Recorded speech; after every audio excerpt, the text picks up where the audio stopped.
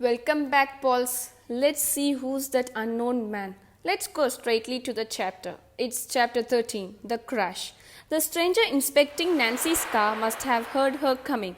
Without turning around, he dodged back of the automobile and started off across the field in the opposite direction. He certainly acts suspiciously. He must be the man with the crinky ear who helped abduct my father, Nancy thought excitedly. Quickly, she crossed the road and ran after him as fast as she could, hoping to overtake him. But the man had a good head start. Also, his stride was longer than Nancy's, as he could cover more ground in the same amount of time. The far corner of the irregular shaped field ended at the road on which Riverview Manor stood. When Nancy reached the highway, she was just in time to see the stranger leap into a parked car and drive off. The young detective was exasperated. She had only a glimpse of the man's profile. If only she could have seen him full face or caught the license number of the car. I wonder if he's the one who dropped the newspaper, she asked herself. Maybe he's from River Heights. She surmised that the man himself was not one of the property owners, but he might have been hired by Willie Wharton or one of the owners to help abduct Mr. Drew. I'm better hurry to her phone and report this, Nancy thought. She ran all the way back across the field, stepped into her own car, turned it around and headed for Twin Elms. When Nancy arrived, she speeded to the telephone in the hall and dialed Clipwood Police headquarters. In a moment, she was talking to the captain and gave him her latest information. It certainly looks as if you have picked up a good clue, Miss Drew, the officer remarked. I'll send out an alarm immediately to have this man picked up. I suppose there is no news of my father, Nancy said. I'm afraid not, but a couple of our men talked to the taxi driver, Harry, and he gave us a pretty good description of the man who came along the road while your father was lying unconscious on the grass, the one who offered to take him to the hospital. What did he look like? Nancy asked. The officer described the man as being in his early 50s, short and rather heavy set. He had shift pale blue eyes. Well, Nancy replied, I can think of several men who would fit that description. Did he have any outstanding characteristics? Harry didn't notice anything except that the fellow's hand didn't look as if he did any kind of physical work.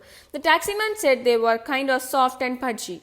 Well, that eliminates all the men I know who are short, heavy-set and have pale blue eyes. None of them has hands like that. I'd be a good identifying feature, the police officer remarked. Well, I guess I would better get that alarm out. Nancy said goodbye and put down the phone. She waited several seconds for the line to clear, then picked up the instrument again and called Hannah Green. Before Nancy laid the sheet of newspaper from which the advertisement has been torn, the Drew residence, said a voice on the phone. Hello, Hannah, this is Nancy. How are you, dear? Any news? Mrs. Gwen asked quickly. I haven't found Dad yet, the young detective replied, and the police haven't either. But I have picked up a couple of clues. Tell me about them, the housekeeper replied excitedly. Nancy told her about the man with the crinky ear and said she was sure that the police would have soon captured him. If he'll only talk, we may find out where Dad is being held. Oh, I hope so, Hannah sighed. Don't get discouraged, Nancy. At this point, Helen came into the hall and as she passed Nancy on her way to the stairs, smiled at her friend. The young slick was about to ask Hannah to get the Drew's Tuesday copy of the River Heights Gazette when she heard a cracking noise overhead. Immediately, she decided the ghost might be at work again. Hannah, I'll call you back later, Nancy said and put down the phone. She has no sooner done this than Helen screamed, Nancy, run, the ceiling! She herself started from the front door. Nancy, looking up, saw a tremendous crack in the ceiling just above the girl's head. The next instant, the whole ceiling crashed down on them. They went thrown to the floor. Oh, Helen moaned. She was covered with lath and plaster and had been hit hard on the head. But she managed to call out from under the debris. Nancy, are you all right? There was no answer. The tremendous noise had brought Miss Flora and Aunt Rosemary on a run from the kitchen. They stared in horror at the scene before them. Nancy lay unconscious and Helen seemed too dazed to move. Oh my, Miss Flora exclaimed. She and Aunt Rosemary began stepping out the lath and plaster, which by now had filled the air with dust. They sneezed again and again, but made their way forward nevertheless. Miss Flora, reaching Helen's side, started pulling aside chunks of broken plaster and lath. Finally, she helped her granddaughter to her feet. Oh, my dear, you're hurt, she said solicitously. I'll be I'll be all right in a minute, Helen insisted, choking with the dust. But Nancy, Aunt Rosemary has already reached the unconscious girl. While lighting speed, she threw aside the debris which almost covered Nancy. Whipping a handkerchief from her pocket, she gently laid it over Nancy's face so that she would not breathe in any more of the dust. Helen, do you feel strong enough to help me carry Nancy into the library? She asked. I would like to lay here on the couch there. Oh, yes, Aunt Rosemary. Do you think Nancy is badly hurt? She asked worriedly. I hope not. At this moment, Nancy stirred. Then her arm moved upward and she pulled the handkerchief from her face. She blinked several times as if unable to recall where she was. You'll be all right, Nancy, said Aunt Rosemary kindly. But I don't want you to breathe this dust. Please keep the handkerchief over your nose. She took it from Nancy's hand and once more laid it across the girl's nostrils and mouth. In a moment, Nancy smiled fondly. I remember now, the ceiling fell down. Yes, said Helen. It knocked you out for a few moments. I hope you're not hurt. Miss Flora, who was still sneezing violently, insisted that they all get out of the dust at once. She began stepping across the piles of debris, with Helen helping her. When they reached the library door, the elderly woman went inside. Helen returned to help Nancy, but by this time her friend was standing up, leaning on Aunt Rosemary's arm. She was able to make her way across the hall to the library. Aunt Rosemary suggested calling a doctor, but Nancy said that it would not be necessary. I am so thankful your girls weren't seriously hurt, Miss Flora said. What a dreadful thing this is. Do you think the ghost is responsible? Her daughter replied at once. No, I don't. Mother, you will recall that for some time we have a leak in the hall whenever it rained.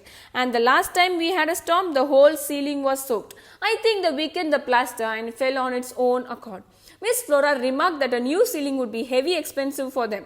Oh dear, more troubles all the time, but I still don't want to part with my house. Nancy, whose faculties by now were completely resorted, said with a hint of a smile. Well, that's one worry you might not have any more, Miss Flora. What's that? Mr. Gomber, said Nancy, may not be so interested in buying this property when he sees what happened. Oh, I don't know, Aunt Rosemary spoke up. He's pretty persistent. Nancy said she felt all right now and suggested that she and Helen start cleaning up the hall. Miss Flora would not hear of this. Rosemary and I are going to help, she said determinedly. Cartons were brought from the cellar and one after the other was filled with debris. After it had all been carried outdoors, mops and dust cloths were brought into use. Within an hour, all the gritty plaster dust has been removed. The weary workers had just finished their job when the telephone rang. Nancy, being closest to the instrument, answered it. Hannah Green was calling. Nancy, what happened? She asked. I've been waiting over an hour for you to call me back. What's the matter? Nancy gave her all the details. What's going to happen to you next? The housekeeper explained. The young sleuth laughed. Something's good, I hope. She asked Hannah to look for her copy of the River Heights Gestal of the Tuesday before. In a few minutes, the housekeeper brought it to the phone and Nancy asked her to turn to page 14. That had the classified ads, she said. Now tell me what the ad is right in the center of the page. Do you mean the one about used cars? That must be it, Nancy replied. That's not in my paper. Anna Green said it was an ad for Atkins, a used car dealer. He's at 24 Main Street in Hancock. And now turn the page and tell me what ad is on the back of it, Nancy requested.